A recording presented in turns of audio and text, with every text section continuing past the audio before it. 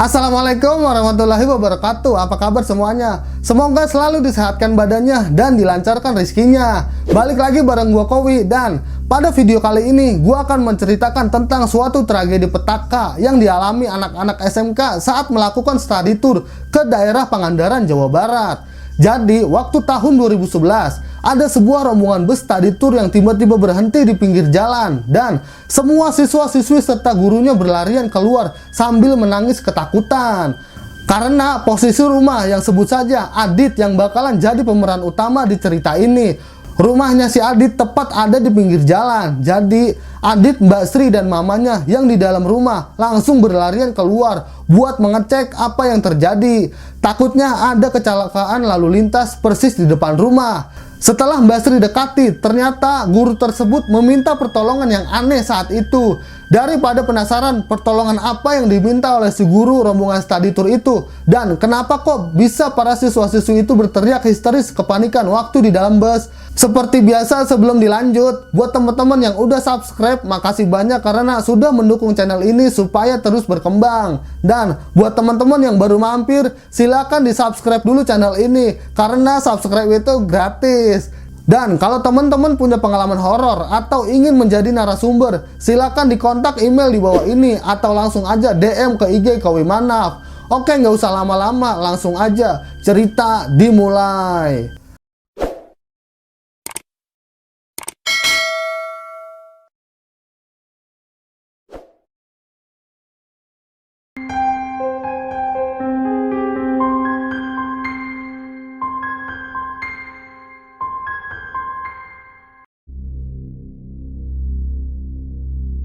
Malam itu sekitar pukul 9 malam, Adit, Mbak Sri, dan Mama yang sedang menonton acara televisi di rumah dikejutkan dengan suara decitan rem mendadak. Gak lama kemudian terdengar suara mobil bus berhenti serta teriakan dan tangisan orang yang mungkin lebih dari 3 orang. Setelah dia bertiga memasang telinga baik-baik, "Loh Bi, itu sepertinya ada suara yang nangis di depan ya?" tanya Mama kepada Mbak Sri untuk memastikan. "Kamu dengar juga nggak sih? Dikira cuma Bibi aja yang dengar," jawab Mbak Sri. Ternyata benar, suara teriak dan minta tolong.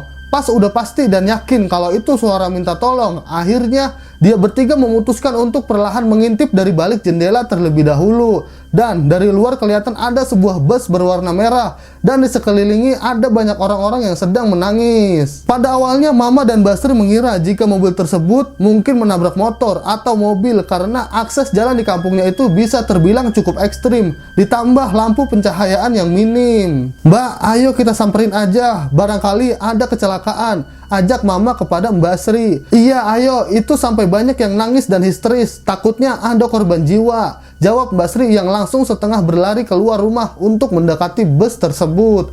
Setelah diamati, ternyata bus itu adalah bus pariwisata yang mungkin bis sewaan dari pantai Pangandaran. Dan benar saja dugaannya, bis tersebut merupakan bis study tour rombongan sekolah menengah atas yang berasal dari salah satu sekolah swasta di Bekasi. "Ibu, tolong Bu, tolong kami, tolong panggilkan orang pintar atau ustadz yang bisa menolong anak murid saya yang kesurupan," pinta salah seorang ibu guru Parubaya yang panik. Mendengar hal itu, Mbak Sri kemudian segera berlari ke rumah salah seorang ustadz. Para rombongan murid lain dipersilakan untuk masuk ke rumah Adit terlebih dahulu. Waktu itu Adit berinisiatif untuk membuatkan teh hangat untuk mereka yang sedang bergetar ketakutan. Dan setelah mereka agak tenang dan ibu guru pembimbing rombongan mereka angkat bicara mengenai kejadian mistis yang baru saja menimpanya. 3 hari yang lalu, sekolah SMK Bekasi mengadakan study tour ke pantai Pangandaran. Awalnya semua acara berjalan lancar, sampai pada hari terakhir rombongan mereka menuju ke destinasi terakhir, yaitu pantai Pangandaran itu sendiri. Setelah beberapa hari sebelumnya mereka mengunjungi pantai-pantai di sekitarnya terlebih dahulu, yaitu Pantai Karangnini, Batu Hiu, serta Green Canyon. Si ibu guru pun terlihat menghela nafas dan kembali melanjutkan ceritanya ketika di hari ketiga rombongan study tour mereka menjelajahi pantai Pangandaran, tempat di mana awal mula petaka itu terjadi. Pada pagi hari, para murid berkemas untuk segera check out dari sebuah villa yang telah disewa mereka, serta melanjutkan ke destinasi terakhir, yaitu Pantai Pangandaran serta cagar alam. Oh iya teman-teman, sedikit gambaran aja buat kalian. Jadi, Pantai Pangandaran ini terbagi jadi 2 bagian. pantai pesisir barat berdampingan dengan pasir putih, serta pantai pesisir timur berdampingan dengan cagar alam. Namun dari pantai barat sampai timur sendiri bisa ditempuh dengan berjalan kaki. Oleh sebab itu, orang yang membantu mereka mengarahkan untuk masuk melalui cagar alam dari pantai pesisir timur, dan perjalanan akan berakhir di pasir putih bagian pesisir barat pantai Pangandaran. Di sepanjang jalan pesisir pantai, mereka disuguhkan dengan keindahan alam dan beberapa satwa langka yang dilindungi seperti lutung, kijang, burung kangkareng, dan lain sebagainya. Keseruan mereka pun masih berlanjut manakala mengunjungi Goa Cirengganis dan berfoto-foto di sana. Setelah itu, mereka melanjutkan perjalanan menuju pesisir pantai barat dan melewati sebuah goa-goa kecil, yaitu Goa Jepang. Ketika memasuki mulut goa yang berukuran 10 meter, beberapa murid sibuk mencatat histori goa tersebut dari seorang pemandu perjalanan. Dan beberapa di antaranya mendokumentasikan dengan cara memfoto keadaan dalam goa Jepang tersebut. Tapi si ibu guru pun mengakui jika ada 3 orang anak muridnya yang hyperaktif dan suka membuat kegaduhan waktu di dalam goa Jepang. Pemandu perjalanan mereka sempat memberitahu jika harus berperilaku sopan saat berada di dalam goa Jepang. Karena di hari-hari tertentu, para warga Jepang yang masih tinggal di daerah sekitar sering mengadakan acara ritual doa di goa yang bertujuan untuk menghormati para leluhur mereka dahulu. Bahkan warga lokal ataupun turis sering mendengar suara langkah kaki baris berbaris prajurit walaupun pada siang hari. Selesai mencatat serta mendokumentasikan histori Goa Jepang, rombongan study tour menuju ke tempat petilasan Eyang Jaga Lautan atau Goa Panggung. Sedikit info mengenai Eyang Jaga Lautan ini, dipercaya sebagai anak angkat dari Nyi Roro Kidul yang diminta untuk menjaga pantai di Jawa Barat. Entah kapan ditemukannya gua petilasan Eyang Jaga Lautan ini, tapi tetua di sana percaya jika gua tersebut merupakan tempat yang cukup sakral. Ketika rombongan mereka melihat-lihat keadaan Gua Panggung atau petilasan Eyang Jaga Lautan, 3 murid yang suka berbuat onar tadi, sebut saja namanya Andi, Cipta, dan Rendra, dengan lancang mengambil beberapa batang rokok yang mungkin sengaja disimpan oleh para pengunjung Gua Panggung tersebut sebagai bentuk penghormatan kepada Eyang Jaga Lautan. Tak hanya sampai di situ, mereka pun mengolok-olok seputar kisah hidup Eyang Jaga ini karena memiliki 7 istri dan tidak akur. Mereka bertiga sepertinya tidak memiliki adab ketika mengunjungi sebuah petilasan ataupun tempat histori. Justru seakan tidak mempercayai hal-hal tersebut dengan cara yang sangat tidak sopan. Bahkan menurut pengakuan salah seorang teman mereka mengatakan jika Cipta yang saat itu kebelet ingin buang air kecil, malah dengan sengaja membuang air kecil di dalam gua Jepang. Cipta sengaja buang air kecil di sana, padahal sudah diperingati, tapi dia malah nggak peduli, ucap salah seorang dari mereka. Mendengar hal itu, Mama dan Adit saat itu tak bisa berkomentar apapun. Raut wajah yang kesal, dan sebenarnya Adit sendiri menyesalkan perbuatan mereka yang telah kurang ajar saat berada di sana. Nggak lama kemudian, dari dalam bus, beberapa anak murid yang kesurupan dan memang sengaja dikunci. Di sana terlihat kembali meronta-ronta dan menggebrak-gebrak kaca dari dalam bus. Bu, tolong bu, dari mulai perjalanan pulang tadi, mereka meronta-ronta dan bahkan sampai menyakiti teman-teman yang lainnya, ucap si ibu guru yang kembali panik ketakutan. Pak Ustadz langsung memasuki bus yang sengaja dikunci karena di dalamnya ada sekitar 10 anak yang kesurupan. Pak Ustadz dibantu oleh supir bus dan keneknya untuk memegangi tubuh anak pria yang meronta-ronta ketika dibacakan doa-doa, serta Mbak Sri dan ibu guru ikut membantu Pak Ustadz memegangi tubuh anak perempuan yang kesurupan karena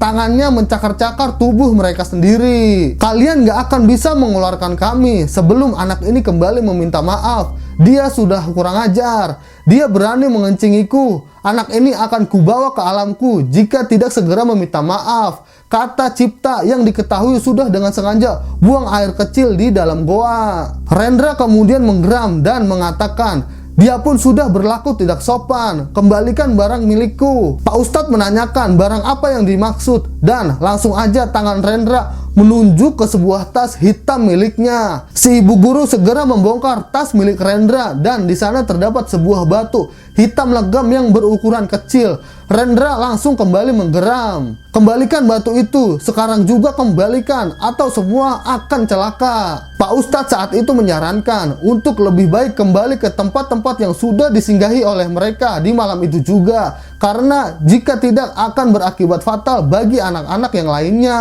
Dengan terpaksa, mau nggak mau, Mbak Sri, ibu guru dan Pak Ustadz dan murid-murid yang kesurupan langsung berbalik kembali ke Pangandaran, serta Adit dan Mama menunggu di rumah beserta para siswa-siswi yang tidak mengalami kesurupan. Ada pertanyaan yang mengganjal dalam benak Mama dan dia sempat menanyakan kepada salah seorang siswa tentang kapan saat kesurupan massal di dalam bus itu berlangsung, dan siswa tersebut menjawab.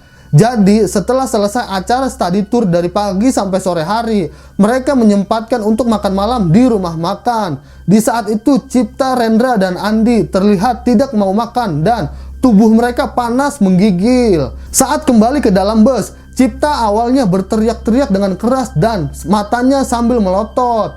Melihat kondisi Cipta yang seperti itu, ibu guru justru memerintahkan untuk segera bergegas pulang dan tidak menghiraukan tingkahnya yang aneh. Mengingat biasanya memang Cipta dan kedua teman lainnya ini suka bercanda dan berpura-pura saja. Di sisi lain, 3 murid perempuan tidak sadarkan diri dan tertawa mengikik, serta 4 anak laki-laki pun ikut berteriak meronta-ronta. Langsung aja semua penumpang di dalam mobil bus menjadi panik, apalagi saat melewati jalan yang menembus gelapnya hutan dan jurang. Setelah hampir sekitar 2 jam menunggu, akhirnya mobil bis itu kembali tiba. Mbak Sri dan Pak Ustadz serta ibu guru segera keluar dari bus. Alhamdulillah, akhirnya anak-anak itu sudah berhasil sadar kembali, kata Mbak Sri. Gimana Sri, sehabis dari sana? Tanya Mama penasaran. Nanti saja Bibi ceritain kalau mereka sudah pulang, bisik Mbak Sri di telinga Mama. Setelah dipastikan ke-10 anak murid yang kesurupan itu sudah kembali sadar, Pak Ustadz pamit undur diri, serta rombongan bus study tour itu melanjutkan kembali perjalanan mereka menuju Bekasi. Terima kasih Bu sudah menolong kami. Terima kasih juga Pak Ustadz sudah mau direpotkan. Mungkin ini ada sedikit kenang-kenangan dari kami untuk Pak Ustadz dan Ibu Sri serta Mama, kata si ibu guru sambil memaksa memberikan amplop dan langsung berpamitan.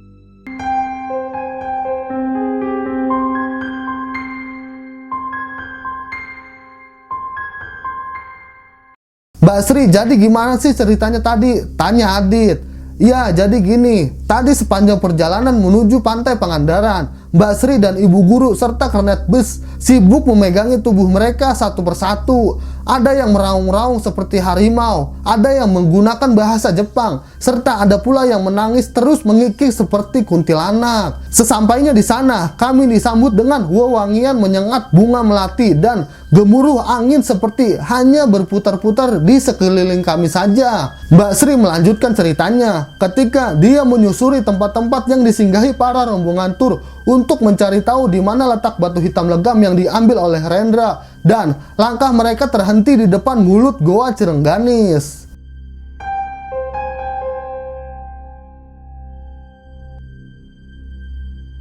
Pak Ustadz kemudian memerintahkan untuk membuang batu hitam itu ke dalam goa karena dia melihat dengan mata batinnya jika batu itu memiliki khodam harima penunggu goa. Pak Ustadz pun menyayangkan tindakan Rendra yang sembarangan mengambil batu itu, dan Pak Ustadz langsung ngomong, Bu, tolong meminta maaf terlebih dahulu kepada penunggu di sini sebagai perwakilan dari Rendra agar dia bisa cepat sadar. Setelah itu, mereka menuju ke Gua Jepang dan Gua Panggung dengan niat yang sama, yaitu meminta maaf dan berjanji tidak mengulangi kesalahannya lagi. Akhir cerita, mereka yang kesurupan bisa kembali sadar, dan saat di dalam bus, salah seorang murid bercerita jika saat mereka tidak sadarkan diri, mereka seperti dibawa ke sebuah kerajaan megah yang dimana prajuritnya berpakaian serba hijau. Di dalam istana tersebut, mereka ditawan dalam penjara bawah tanah dan dijaga oleh 2 prajurit wanita. Namun, beruntungnya mereka masih bisa selamat. Gak lupa juga terakhir kali, mereka diberi wejangan oleh Pak Ustadz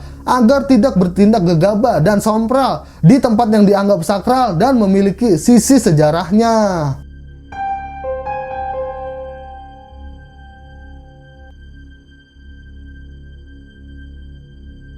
Gimana guys ceritanya? Mudah-mudahan di video kali ini kita bisa mengambil pelajaran dari cerita yang terjadi. Dan bila teman-teman suka video ini, silahkan di like, komen, dan subscribe, dan share video ini supaya channel ini terus berkembang. Gak lupa juga makasih banyak buat admin Sang Penulis Malam 94 yang telah mengizinkan ceritanya buat diupload di channel ini. Semoga kita semua diberi kesehatan dan dilancarkan rezekinya. Oke, sampai di sini dulu video kali ini. Sampai bertemu di video-video selanjutnya.